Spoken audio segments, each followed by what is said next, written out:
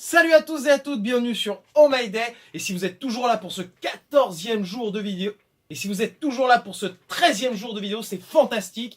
Et on ouvre tout de suite la case numéro 13. You'll never have the sacred stone. Oh, this you crazy mother. Alors pour ce 13e jour de vidéo, j'ai parlé de la PS4. Fallait bien que je fasse une vidéo sur le PlayStation VR. Alors ce PlayStation VR, on en parle tout de suite, on le retrouvera à environ 199 € pendant les packs de promotion.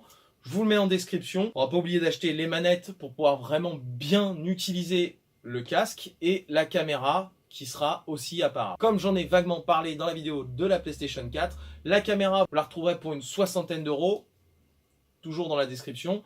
Les manettes, c'est une cinquantaine d'euros, ça dépend où vous les achetez.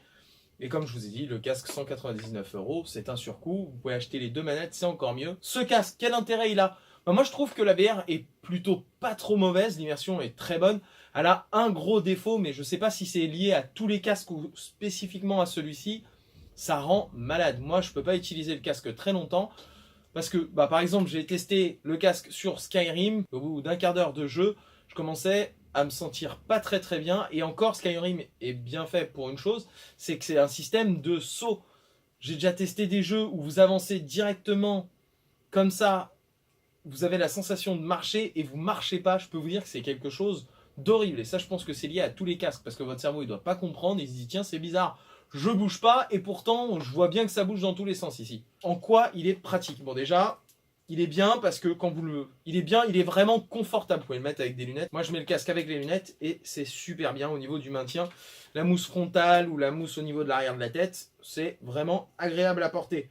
Le système est plutôt bien fait puisque vous êtes vraiment dans le noir. Vous avez que le système de verre qui est ici, qui vous permet de voir. Avantage, par exemple, quand vous voulez regarder une vidéo Netflix, vous vous retrouvez au cinéma, vous pouvez gérer la taille de l'écran, puisque quand vous mettez le casque, vous pouvez agrandir votre écran comme si vous aviez un écran de cinéma. Il suffit d'avoir en plus un casque, comme par exemple le casque Bose, et là vous avez la qualité de son qui va avec l'image, et c'est fantastique. Point négatif, entre guillemets, de ce petit casque, c'est la montagne de fils à brancher.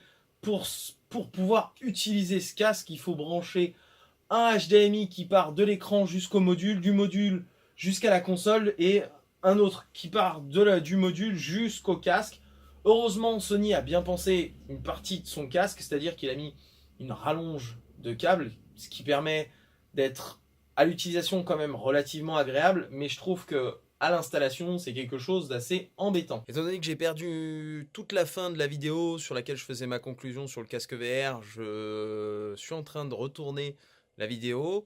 Et donc en fait, ce casque VR, il est juste tout simplement excellent. Malheureusement, en fait, je pense que je dois avoir le mal de mer, parce que comme je vous le disais pendant la vidéo, moi, ça me va pas du tout. Au bout de quelques minutes d'utilisation, je me rends compte que je me sens pas bien du tout. Néanmoins, par contre, quand je l'utilise pour en faire une salle de cinéma, c'est vraiment génial. Donc voilà. Je vous remercie d'avoir suivi cette vidéo. Je vous dis à très bientôt. C'était Adrien de la chaîne Oh My Day. Ciao!